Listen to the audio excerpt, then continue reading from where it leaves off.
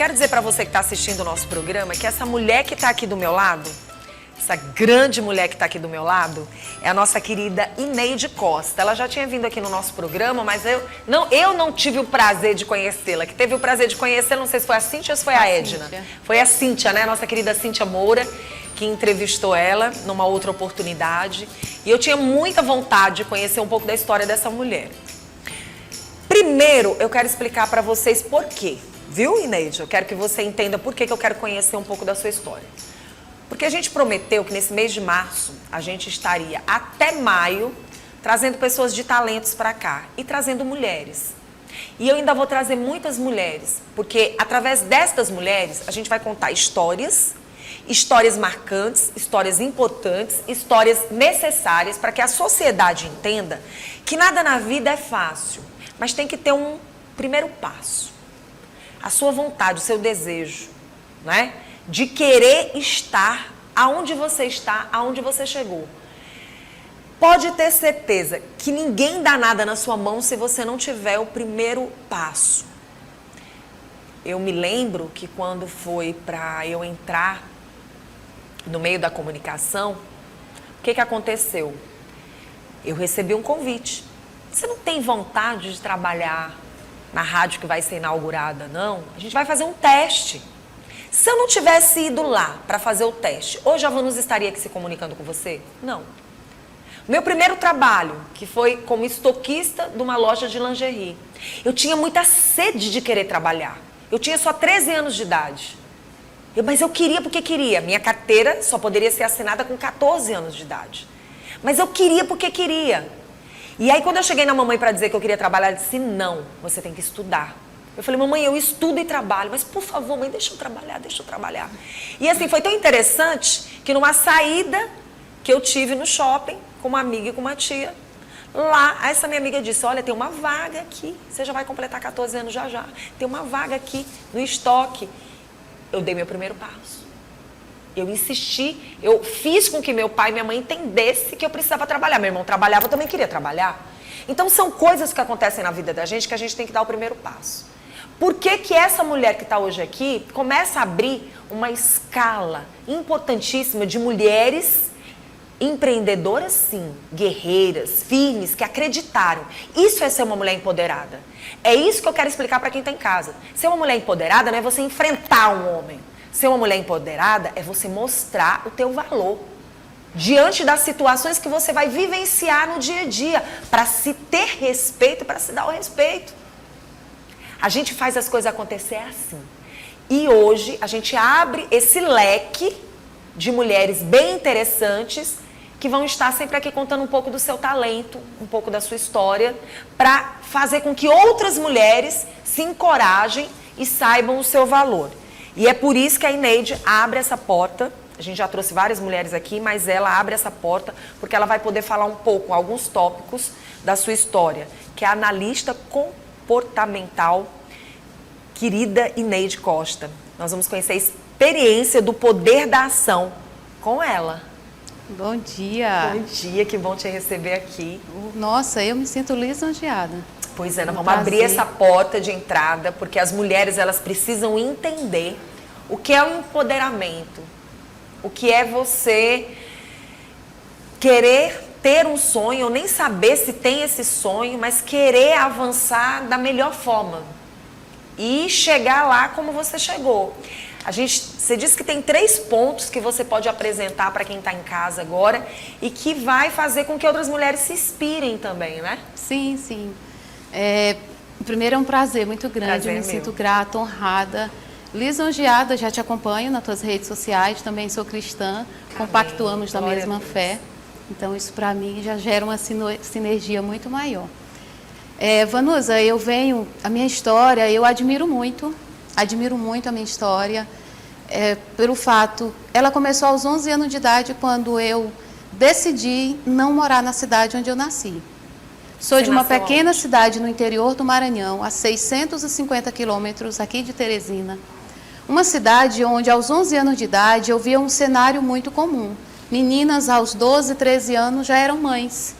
E elas chegavam dentro de casa, entregavam aquele bebê para os seus pais criarem e elas começavam a se prostituir, um posto de gasolina que era do lado da minha casa.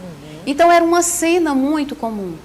Eu ainda não tinha ideia do que eu queria ser, mas eu já sabia o que eu não queria. Então isso já é um balizador.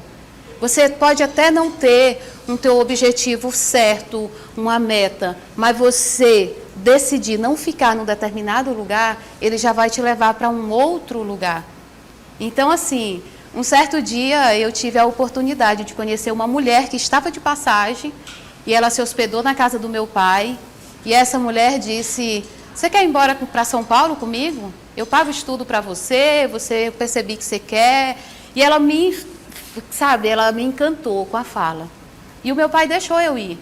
Só que, detalhe, ele deixou enquanto estava na presença dela. Depois que aquela mulher foi embora, ela estava indo para Belém, e o combinado aqui no retorno, eu seguiria a viagem com ela. Quando ela voltou, meu pai não deixou. Aí, um belo dia, um mês depois, a minha irmã, indo para São Paulo com o marido, que era caminhoneiro, eles estavam de saída, eu me escondi dentro da carga. Mentira! Uma carga de frutas, eu me escondi aos 11 anos de idade, com 3 mudas de roupa. E aí, o que eu fiquei? Dentro daquela... porque aquela vida... Era a vida que eu não queria. Seria a vida que você teria se eu continuasse ali. Se você continuasse lá.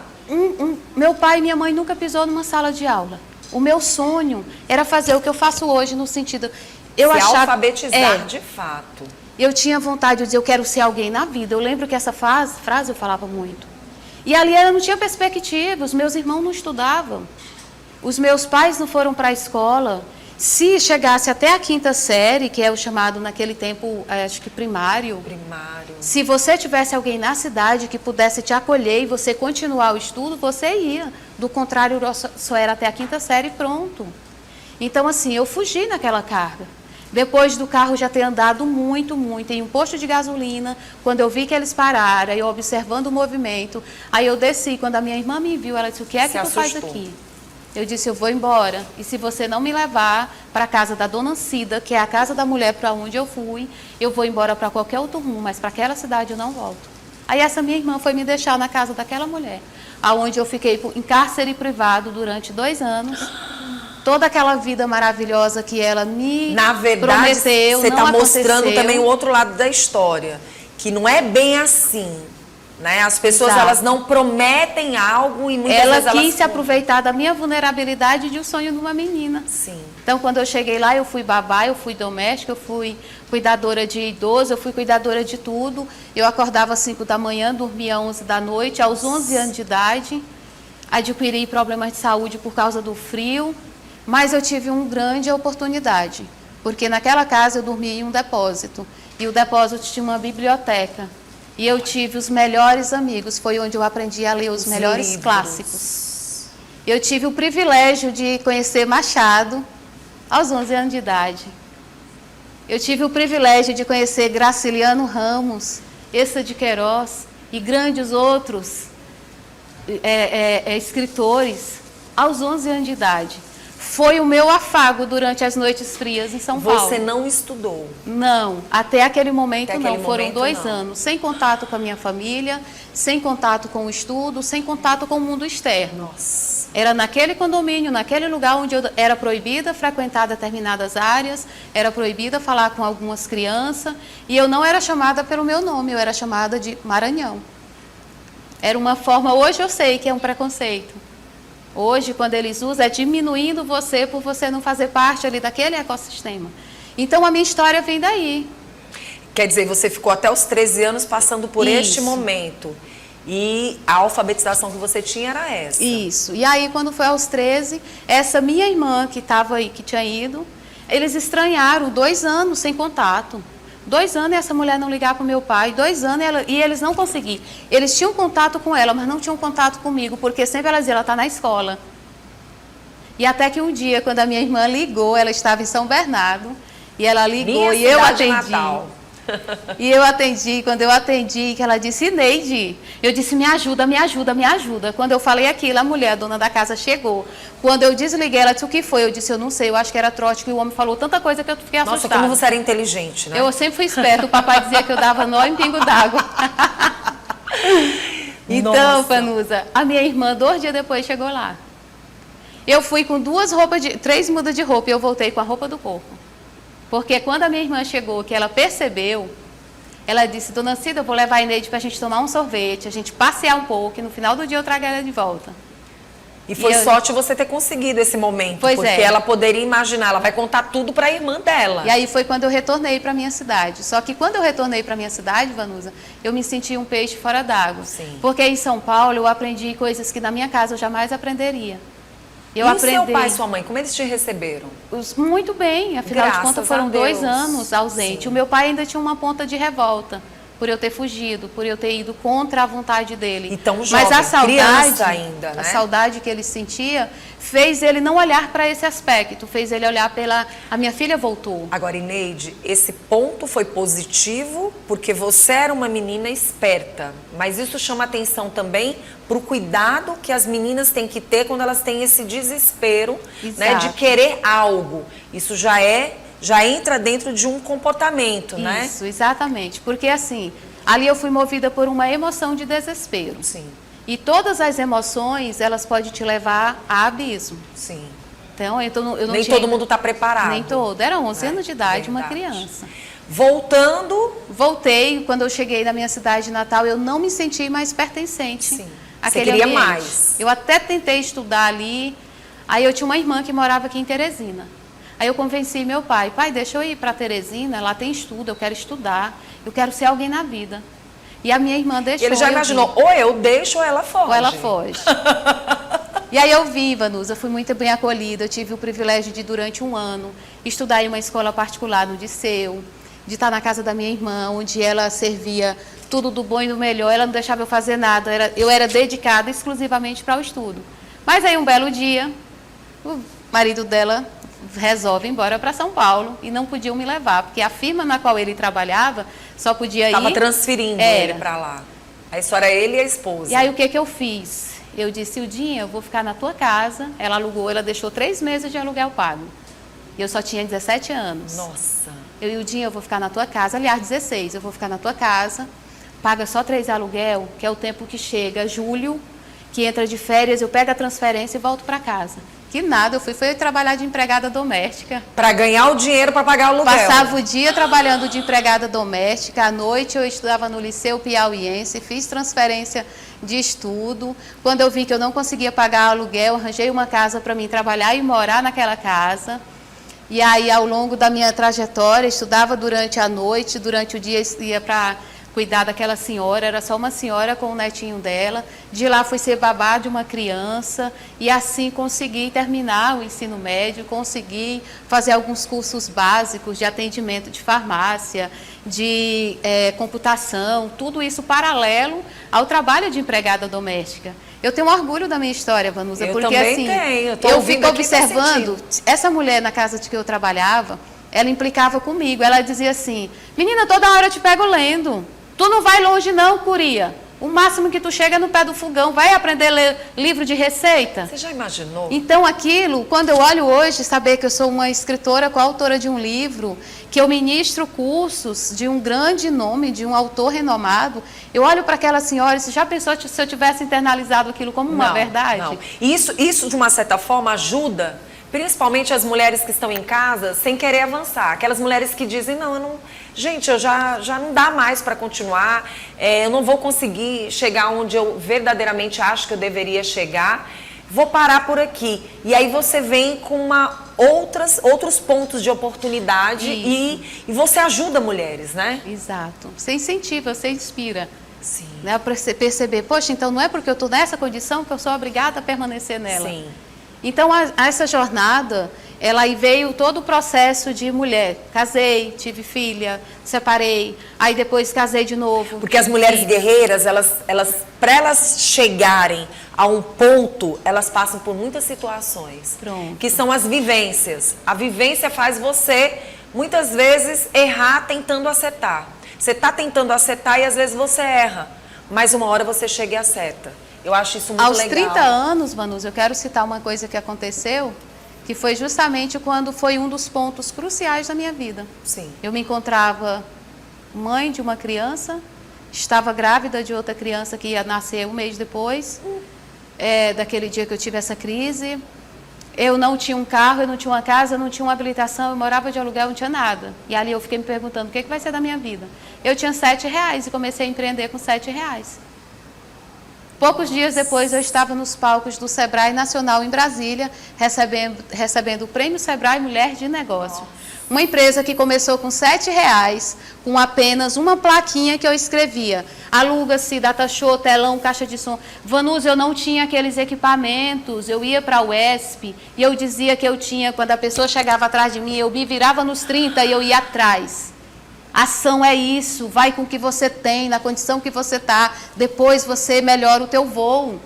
Isso é ação, Vanus, a gente não precisa esperar o melhor momento. E eu fui fazendo isso a minha vida toda, só que eu fui fazendo de forma intuitiva, de forma aleatória, sem estar linkando com aquilo que o Senhor Deus me criou, até eu ter contato com o coaching. Aí o coaching me trouxe o que é propósito, o que é valor.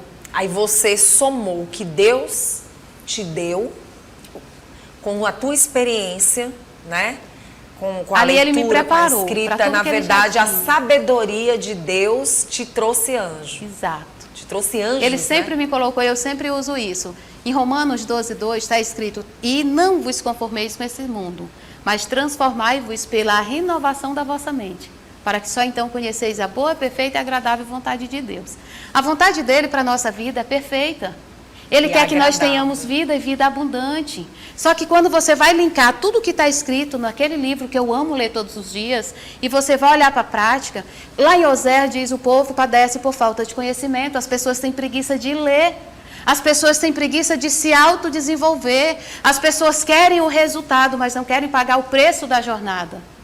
Aí quando você vai lendo tudo, você vai lá em Tiago, aí está lá, a fé sem obras, ela é morta. Ai, mas Deus vai me ajudar. Sim, o que você está fazendo? Aí tem pessoas que se apegam a jargões. Não, é porque na minha família todo mundo é assim. Nossa genética, ela não é destino. As pessoas precisam entender, Vanusa, que existe uma coisa chamada de epigenética. É a ciência da escolha. Eu posso ser nascida como eu fui. Minha mãe morreu vítima de diabetes. Mas eu não sou obrigada a ter se eu tiver um estilo de vida diferente. Porque você partiu do conhecimento, você teve a escolha, seu comportamento foi outro, né? Exato, então a ação da nossa vida é isso. Cara, para de olhar para aquilo que não deu certo. Aonde eu posso colocar o meu olhar e fazer dar certo. Mas não é de qualquer jeito. Porque muitas vezes, Vanusa, é aquilo que eu fiz aos 11 anos. Eu fui de qualquer jeito, eu poderia ter tido um grande problema. Mas Deus já tinha um propósito para a minha vida. Ele já tinha algo muito maior. Você falou sobre dar o primeiro passo. É por isso que eu tenho essa tatuagem. Sim. Porque eu sempre digo em todas as minhas palestras, dê o primeiro passo, você não vai estar no mesmo lugar. Mas não é um primeiro passo com base no que o teu vizinho está fazendo, no que a Maria está fazendo, o João está fazendo. Primeiro se conecta com teu pai. Ali o teu pensamento a ele diz, Senhor, por que tu me trouxe aqui? Porque a vontade dele para cada um de nós é perfeita. Mas para isso nós precisamos entender. E só existe esse entendimento com uma coisa chamada intimidade. Você não tem intimidade com quem você não conhece. Nossa, olha, te ouvir assim me deixa quietinha, porque a gente percebe assim o tamanho da tua sabedoria, o tamanho do propósito de Deus na tua vida e o quanto você tem impactado mulheres, o quanto você tem transformado mulheres. E eu imagino que hoje mulheres de ação, mulheres estão verdadeiramente fazendo diferencial com tudo que você aprendeu e com tudo que você está repassando para essas pessoas. Sim. E assim, já está com quanto tempo que você vem fazendo esse trabalho como analista? Vanusa, em 2016 eu tive o início de um infarto. Nossa. Eu estava com 90 quilos, eu estava com sobrepeso e eu estava alcoólatra.